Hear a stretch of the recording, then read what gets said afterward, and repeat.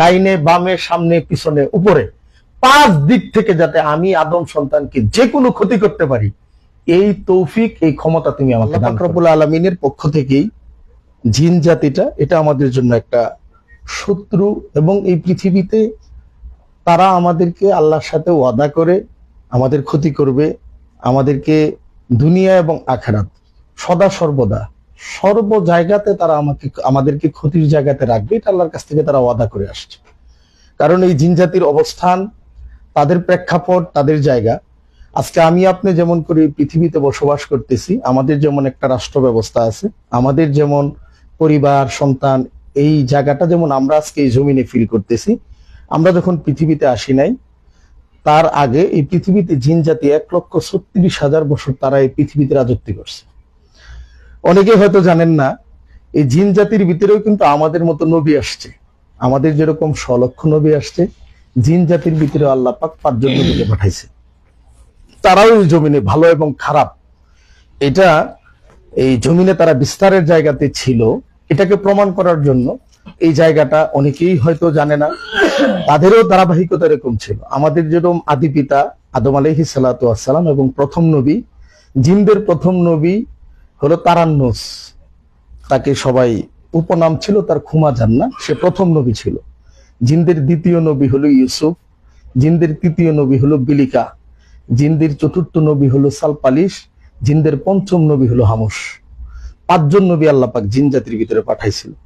ক্রমান্বয়ে তাদের জমিনের ভিতরে বিভিন্ন অন্যায় এবং অপরাধের কারণে, তাদের এই সমস্ত কিছুর ভিতরে আল্লাহর স্বীকারোক্তির জায়গা না থাকার কারণে ধাপে ধাপে আল্লাহ পাক এই জিন জাতিকে পৃথিবী থেকে আল্লাহ পাক ধ্বংস করে দিয়েছে।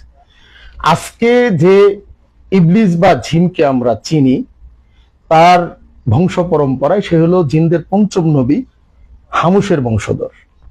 হামুস ছিল আজকের যে ইবলিস, তার বাবা ছিল হলো খবিশ, আমরা যাকে গালি দেই। অনেকে হয়তো জানি না এই খবিশ কোত্থেকে আসলো। খবিশ হলো ইবলিসের বাবা, তার মায়ের নাম হলো নীলবিস, তার দাদার নাম হলো জিনদের পঞ্চম নবী হামুস, দাদির নাম হলো নীলবিস। এই হলো আমাদের মিস্টার ইবলিস। তো এই মিস্টার ইবলিস মিয়া কিন্তু তাদের এই জায়গাটা, তাদের এই অবস্থানটা, আমরা হয়তো অনেকেই একটা জিনিস হজে আসছেন যারা, বা যারা যেখানেই থাকেন, প্রেক্ষাপটটা আসছে যেহেতু এই জন্য বললাম। জিনদের পঞ্চম নবী হামুস যখন সমস্ত গুনাহ আর ব্যভিচারে লিপ্ত হয়ে যায় নবী সহ, আল্লাহ পাকের পক্ষ থেকে তখনই জিন জাতি ধ্বংস করে দেওয়ার ব্যাপারে সিদ্ধান্ত আসে। আল্লাহ পাক তখন জিবরাইলকে অর্ডার দিয়ে দেয় জিন জাতিকে ধ্বংস করে দেয়। এই ঘোষণা জমিনে আসার পরে জিনদের পঞ্চম নবী আমাদের ইবলিস মিয়ার দাদা হামুস, সে বাংলাদেশের স্বাধীনতা ঘোষণার মতো একটা ঘোষণা দিল সমস্ত জিন জাতির উদ্দেশ্যে, যে 2 দিন পর পর আল্লাহ চিন্তা করবো, আমাদেরকে বানাবো আর ধ্বংস করবো, এটার মানা যাবো না, যার যা আছে তা নিয়ে ময়দানে হাজির হয়ে যাবো, আমরা জিবরাইলের সাথে ফেরেশতাদের সাথে মোকাবেলা করবো ইনশাআল্লাহ। সব নিয়ে হাজির। আল্লাহ পাক রব্বুল আলামিন এই জিন জাতির ধ্বংসের জন্য আল্লাহ জিবরাইলকে অর্ডার দিয়ে দিলেন। জিবরাইল আল্লাহকে রব্বুল আলামিনকে বলল যে তারা তো প্রস্তুত আমাদের সাথে মারামারি করব। আল্লাহ বলল যে তোমারে আমি 6 লক্ষ পাখা দিছি। আল্লাহ পাক রব্বুল আলামিন জিবরাইলকে 6 লক্ষ পাখা দিছিল। এর ভিতরে এক একটা পাখার আয়তন ছিল 7 আকাশ জমিন যতটুকু বড়, জিবরাইলের এক একটা পাখার আয়তন ততটুকু বড়। তখন আল্লাহ পাক রব্বুল আলামিন অর্ডার করলো, তোমাকে আমি একটা পাখা দিছি, যে পাখার নাম হলো কাফুর, কাপুর নামক ধাতু দ্বারা নির্মিত।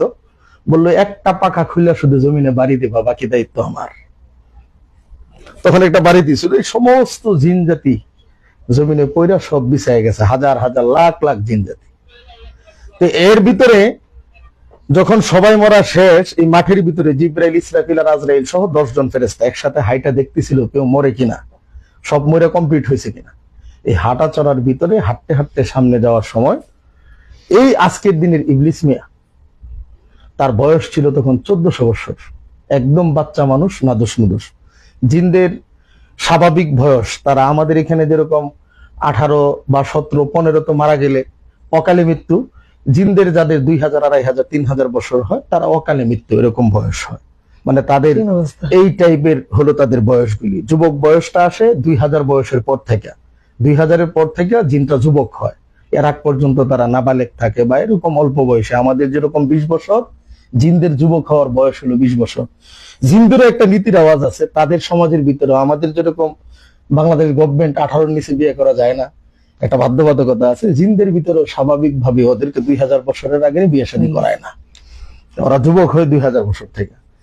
এই ইবলিস মিয়া তখন মরে নাই, না মরলে ও ইসরাফিলের পায়ে লেগে গেল, ও লড়াচড়া দিল। যে ইবলিস মিয়ার চেহারা খুব সুন্দর চেহারা ছিল, দেখতে খুব সুন্দর ছিল।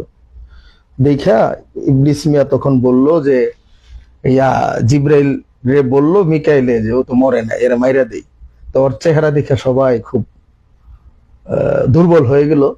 তখন আল্লাহ পাক রব্বুল আলামিনের কাছে তারা মাশওয়ারা করে বলল যে সব তো মরে গেছে, ওয়ান পিস বাকি আছে, এই পিসটা আমাদের এখানে আল্লাহরে বইলা যদি নিয়ে যাওয়া যায় তা খারাপ হয় না। তখন এই ইবলিস মিয়ার ব্যাপারে আল্লাহ পাক রব্বুল আলামিনের কাছে সুপারিশ করা হয়েছিল। জিব্রাইল যায় বলছিল যে সব মইরা শেষ, ওয়ান পিস বাকি। আল্লাহ বলছিল কি, এটা মারে দাও, কোনা এটা লাগে মায়া লাগে, বাচ্চা মানুষ, ওরে দেখে আমাদের এখানে নিয়ে যায়। আল্লাহ সেদিন একটা কথা বলছিল যে তুমি তারে নিয়ে যাইতে পারো, কিন্তু সমস্যা হইলো তার কিন্তু একটা সমস্যা ছিল, যে কারণে যেটা আপনাদেরকে একটু মেসেজ দেওয়ার উদ্দেশ্য, জিন কেন আপনার উপকার করবে না বা জিন কেন আপনার শত্রু, তার রক্তের সাথে খারাপই সম্পর্ক। কারণ জিনদের পঞ্চম নবী যে হামুস, এই হামুস মিয়া তার বিবি ছিল নীলবিস। তাদের দাম্পত্য জীবনে একটা ছেলে হয়, একটা মেয়ে হয়। ছেলের নাম হলো খবিস, মেয়ের নাম নেকলিস। তারা সুহদর আপন ভাই বোন ছিল।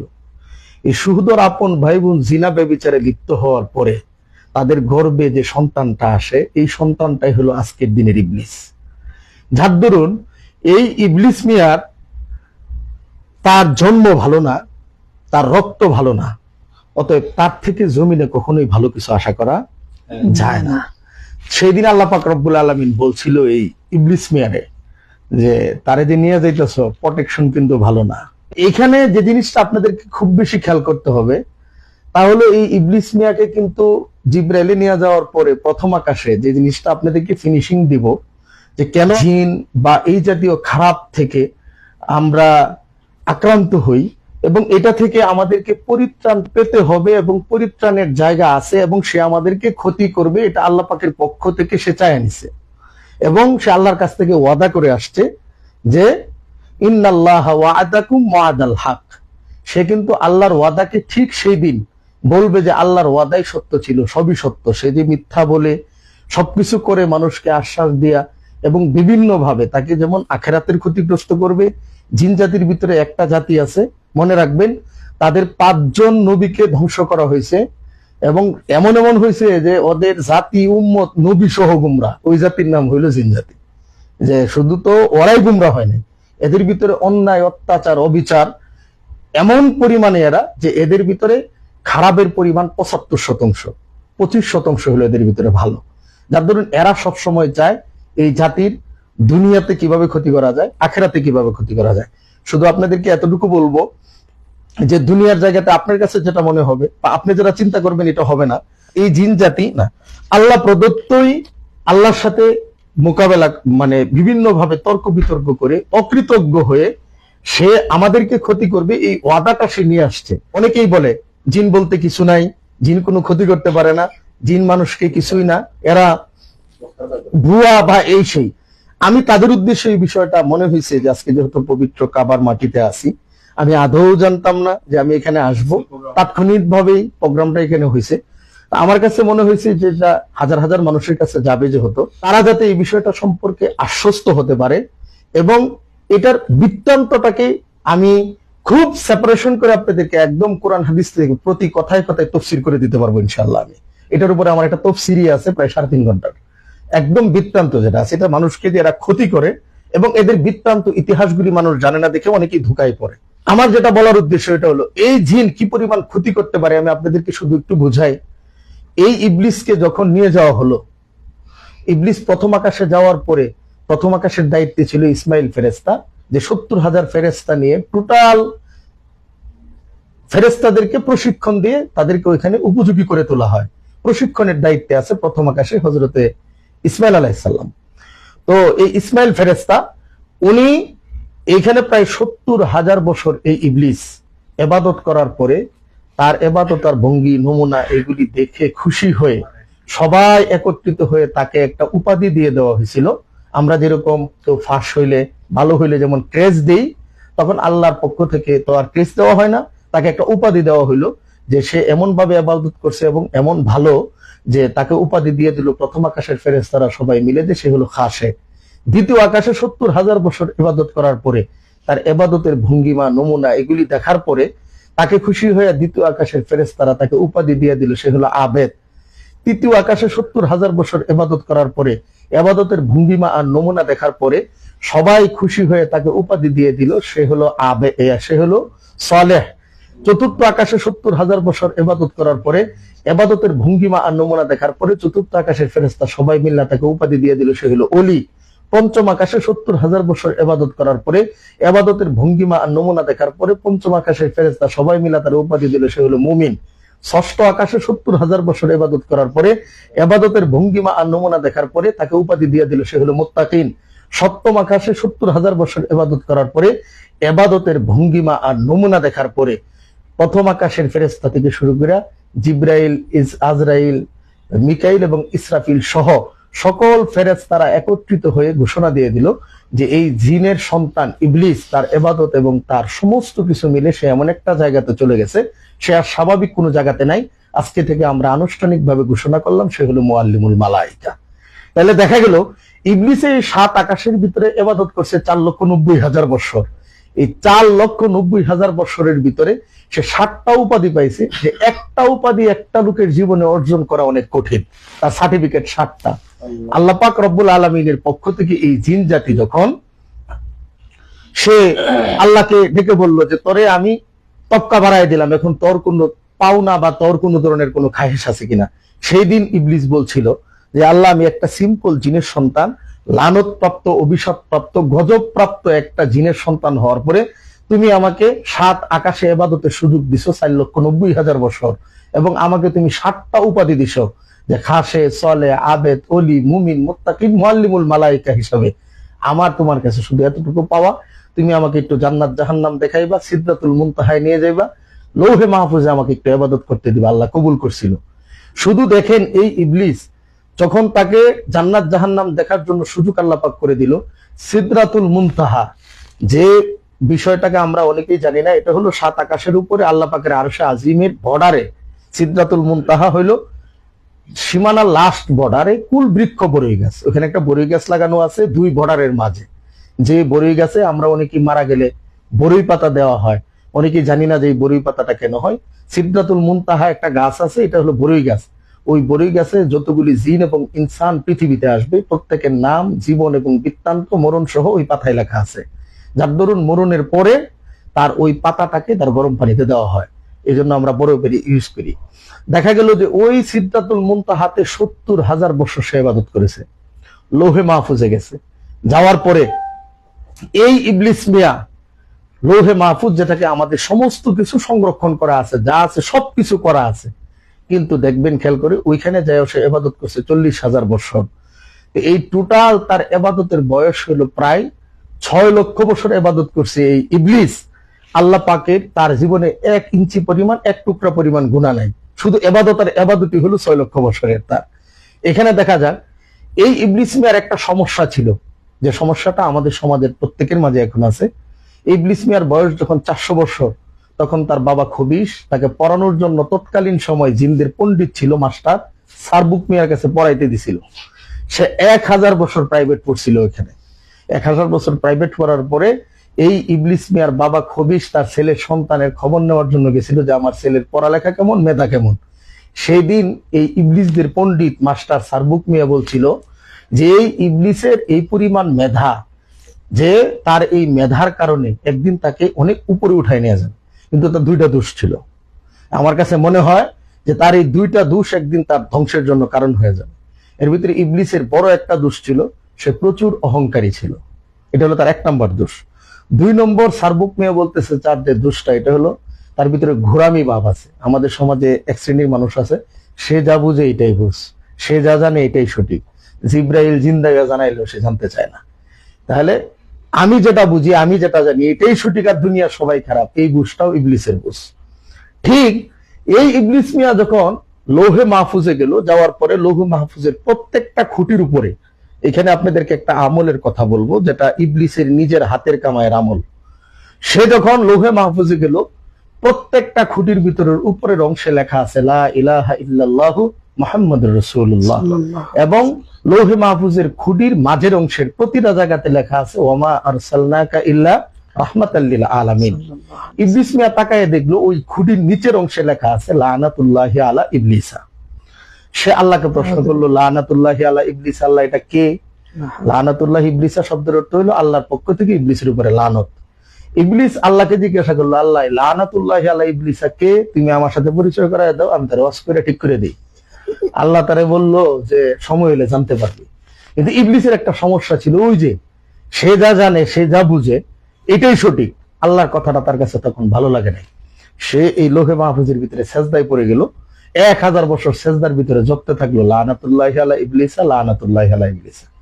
1000 বছর যখন মাথা উঠানোর পরে খুঁটির ভিতরে লেখাটা পাল্টে গেছে, এখন দেখে লানাতুল্লাহি আলা ইবলিসা লেখা নাই, এখন লেখা আসছে আউযু বিল্লাহি মিনাশ শাইতানির রাজিম, বিতাড়িত মরদুদ শয়তান হইতে আল্লাহর পক্ষ থেকে আশ্রয় চাই। এই আউযু বিল্লাহি মিনাশ শাইতানির রাজিম এটা হলো ইবলিসের নিজের হাতের কামাই। অতএব কোনো মুমিন যখনই বিপদে পড়বে, কোনো ইবলিস বা জিন বা খারাপ কোনো কিছু দেখার পরে, সে সর্বপ্রথম যখন আউযু বিল্লাহি মিনাশ শাইতানির রাজিম পড়বে, জিনদের ভিতরে জিন 3 প্রকারের হয়। এটা হলো এক, দেখবেন যারা এই যে আমরা হজে আসছি, প্রত্যেকটা হাজি এই 3 প্রকারের শয়তানকে, আমরা তো শয়তানকে চিনি না, শয়তানের ভিতরে একটা আছে সুডু ক্লাসের শয়তান, একটা মাঝারি শয়তান, একটা বড় শয়তান। হাজিরা 3 দিন পর্যন্ত 49টা পাথর নিক্ষেপ করে এই শয়তানদেরকে, ছোট শয়তান, মেজু শয়তান, বড় শয়তান বলি আমরা চিনি আর কি। অতএব একটা মানুষকে 3 শ্রেণীর শয়তানে ধোঁকা দেয়, 3 শ্রেণীর শয়তান তাকে বিপদগ্রস্ত করে। যারা ছোট বাচ্চা হয় তাদেরকে ছোট যে প্রকৃতির জিন থাকে খারাপ, এরা ধোঁকা দেয়। যারা মাঝারি বয়সের তাদের মাঝারি ধরনের দেয়। যারা বুড়া, এদেরকে বুড়াদেরকে বুঝাইতে গেলে বুড়া লাগে, পিএইচডি করা যেটা আছে এটা তাদেরকে ধোঁকা দেয়। অতএব প্রত্যেকটা মানুষকে হাজিরা 49টা করে পাথর মারে। 3 প্রকারের জিন প্রত্যেকটা মানুষের জীবনে 49 প্রকারের ধোঁকা দেয় সর্বনিম্ন, যার দরুন, এবং তারা 49টা দিক থেকে ক্ষতি করার চেষ্টা করে। তারা তখন 49 দিক থেকে আপনাকে ধোঁকা দিবে এবং 49 দিক থেকে সে আপনাকে ক্ষতি করবে।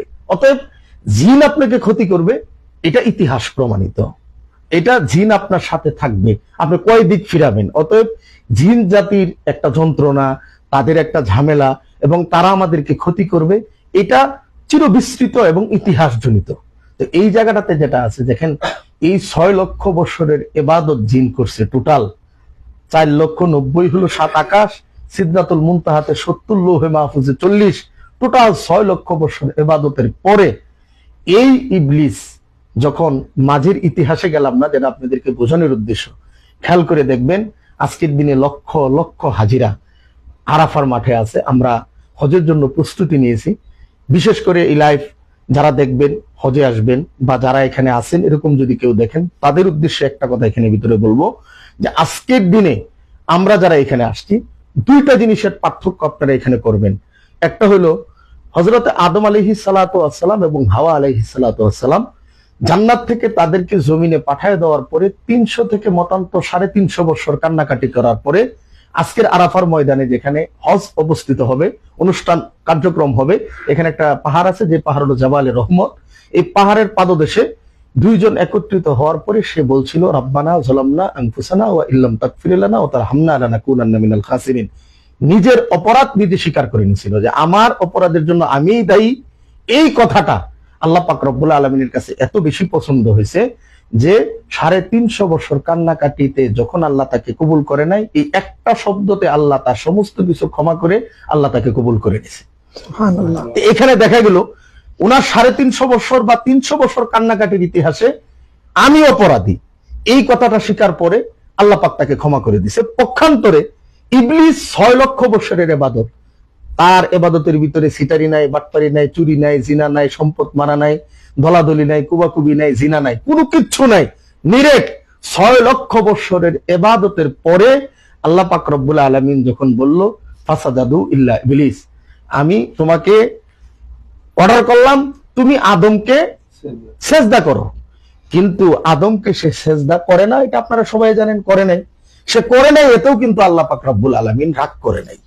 ঠিকই আল্লাহ পাক রব্বুল আলামিন করে নাই, এটা জানার জন্য ইবলিসকে আল্লাহ প্রশ্ন করলো, মা মানা আকা আন তাসজুদা লিমা খালাকতু বিয়াদাই। হে ইবলিস, তুই মা মানা আকা, কিসে তোকে নিষেধ করলো? আসজুদু লিমা খালাকতু বিয়াদাই, আমি যে তোকে আদমকে সেজদা করতে বললাম, তোরে কিসে নিষেধ করলো? আল্লাহ কিন্তু তাকে জানার জন্য প্রশ্ন করছে। সেই দিন যদি ইবলিস বলতো আল্লাহ আমি বুঝি নাই এই জন্য দেই নাই, তা আল্লাহ তাকে বলতো এই কারণে দেই, বুঝাই বলতো। কিন্তু যে বিষয়টা আপনাদের সবাইকে বোঝানোর উদ্দেশ্য, এটা হলো ইবলিস সেদিন কিন্তু এটা বলে নাই।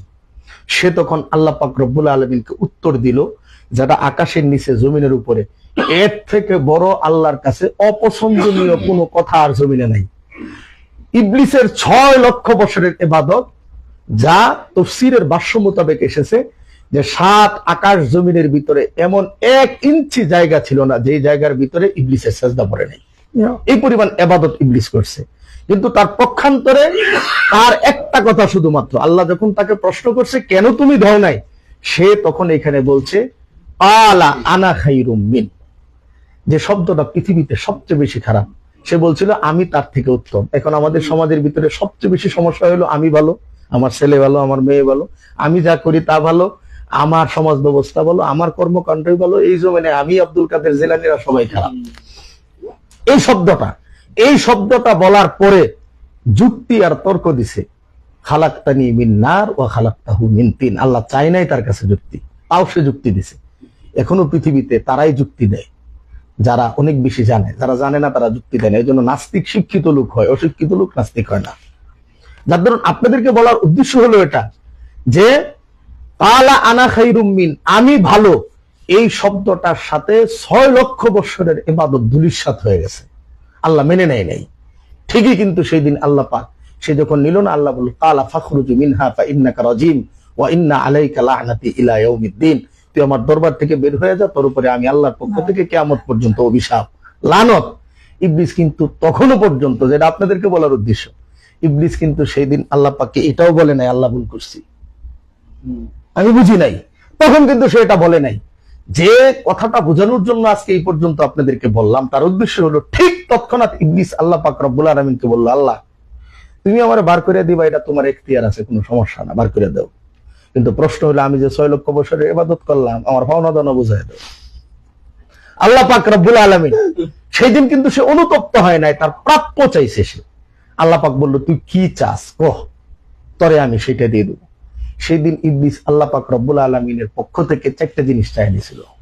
সে বলছিল আল্লাহ তুমি আমাকে এমন একটা ক্ষমতা দাও যে আমি আদম সন্তানের চোখের সামনে ঘোরাঘুরি করব, 24 ঘন্টা এটা রক রেশায় চলবো, সে আমাকে দেখতে পারবে না। এটা কিন্তু সে আল্লাহর কাছ থেকে চাই নিছে ক্ষতি করার জন্য। 2 নম্বরে সে চাই নিছিল আল্লাহ তুমি আমাকে এমন একটা হায়াত দিবা যে আমি কিয়ামত পর্যন্ত মরবো না। আল্লাহ বলল মঞ্জুর, কালা যে নে, তোকে আমি কবুল করলাম, রয়ে যা। 3 নম্বরে সে চাইলো আমি যখন যেখানে যে অবস্থায় যে রূপ ধরতে চাই, যেখানে যাইতে চাই, যেভাবে তোমার বান্দাকে আমি ক্ষতি করতে চাই, তুমি ওইভাবে যাওয়ার এবং রূপ নেওয়ার ক্ষমতা তুমি আমার দাও। আল্লাহ তারে দিয়ে দিছিল। ঠিক 4 নম্বরে সে আল্লাহর কাছ থেকে যে গুরুত্বপূর্ণ বিষয়টা আপনাদেরকে বলি চায় নিছিল, সেটা হলো সেই দিন সে আল্লাহ পাকের পক্ষ থেকে চায় নিছিল সুম্মালা আতিয়ান্নাহুম মিন বাইনি আইদিহিম ওয়া মিন খালফিহিম ওয়া আন আইমানিহিম ওয়া আন শামাইলিহিম ওয়ালা তাজিদু আকসারাহুম শাকিরিন। সে বলছিল আল্লাহ তুমি আমি ওইভাবে ক্ষতি করতে পারি কি পারি না আমি জানি না, তবে আমার একটা স্পেশাল ক্ষমতা দাও। কি ক্ষমতা? ডাইনে বামে সামনে পিছনে উপরে 5 দিক থেকে যাতে আমি আদম সন্তানকে যে কোনো ক্ষতি করতে পারি, এই তৌফিক এই ক্ষমতা তুমি আমাকে দান করো। আল্লাহ বলছিল কালা ফাংজুর, তোর এই আবেদন আমি আল্লাহ মঞ্জুর করলাম। তাহলে দেখা গেল যে সে আল্লাহর কাছ থেকে চায়া নিছে আমাকে আপনাকে, সে 5 দিক থেকেই সে কি করবে? ক্ষতি করবে। এটা একদম চিহ্নিত, একদম ইতিহাস, এবং এটাই বাস্তবতা, এটাই তফসির। অতএব এখানে আপনাকে ক্ষতি আমাকে করবে, এটাই বাস্তবতা। এর থেকে বাঁচার উপায় জমিন থেকেই ফেরত নিতে হবে। কারণ এর প্রেক্ষাপটই আল্লাহ পাক তখন রব্বুল আলামিন বলছিল ইবলিস তুই সব ক্ষমতা নিছস, চাইয়া ডাইনে বামে সামনে পিছনে উপরে 5টা দিক নিছস, তুই একটা দিক নেস নাই। এটা কোনটা? তুই নিচের দিক নেস নাই। অতএব আমার কোনো বান্দা যখন মাটির দিকে, মাটির কোনো ব্যক্তির কাছে সহায়তা হবে, মাটির দিকে তাকাবে, মাটিতে সে শরণাপন্ন হবে, ঠিক আমি আল্লাহ তোর এই 5 দিকের আক্রমণ থেকে তাকে বাঁচায় আমি জমিনে নিরাপদ করে দেব। সুবহানাল্লাহ। আমি অল্প সময়ে চেষ্টা করছি যে আপনাদেরকে বিষয়টা বোঝানোর জন্য যে আমাদেরকে ক্ষতি করার জন্য দুনিয়া এবং আখিরাতের প্রত্যেকটা জায়গাতে এই জিন জাতি উপতব্যভাবে আমাদের সাথে জড়িত। অতএব এর থেকে যাতে আমরা পরিত্রাণ পেতে পারি, সবার জন্য দোয়া করি এবং আমরা যাতে মানব সেবায় থাকতে পারি, মানুষের উপকারে আসতে পারি। এটা যে যে জায়গাতে আছি আমরা যাতে মানব সেবায় আমার হাত পা অঙ্গ প্রত্যঙ্গকে মৃত্যু পর্যন্ত বাড়াইয়া দিতে পারি, আল্লাহ সেই তৌফিক দান করুক। ওয়া আখিরি দাওয়ানা আলহামদুলিল্লাহি রাব্বিল আলামিন। আসসালামু আলাইকুম।